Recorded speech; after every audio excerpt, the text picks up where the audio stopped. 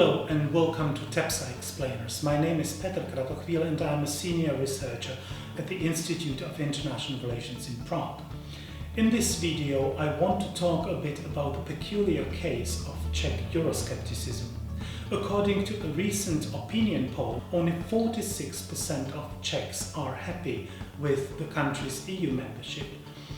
Last year, Czechs were even more dissatisfied with the membership than the Brexiting United Kingdom. I don't want to dwell too much on the origins of Czech Euroscepticism because much has been written about this. Much has been written on the Czech distrust towards larger political communities, the narrative of Czech post-communist exceptionalism, as well as the persistent socio-economic disparities between Czechia and its western neighbours. But what is particularly perplexing is how persistent this Euroscepticism is in spite of the changing context, and also why Euroscepticism in the Czech Republic is so much stronger than, let's say, in Slovakia, Hungary or Poland. Now, the first thing you have to understand is that you would find very few political parties in the Czech parliament that would call themselves Eurosceptic. Instead, the entire political spectrum has shifted towards a generalized Euroscepticism in the last 15 years or so. So criticizing the EU is not a characteristic of the Eurosceptic fringe, as might be the case in other countries. On the contrary, it has become an almost boring, ritualized exercise conducted by almost everyone, ranging from the president to the prime minister and to the opposition.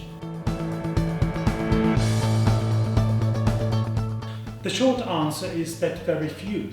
Euroscepticism has become so entrenched and so normalized that attracting voters by criticizing the EU is very difficult.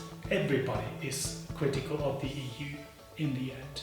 Secondly, the rhetorical critique of the EU has had very little to do with practical steps of Czech diplomacy, at least until recently. Prime Minister Babiš is the prime example of this ambivalence towards the EU, a sharp critique domestically for domestic consumption and a more constructive approach in Brussels.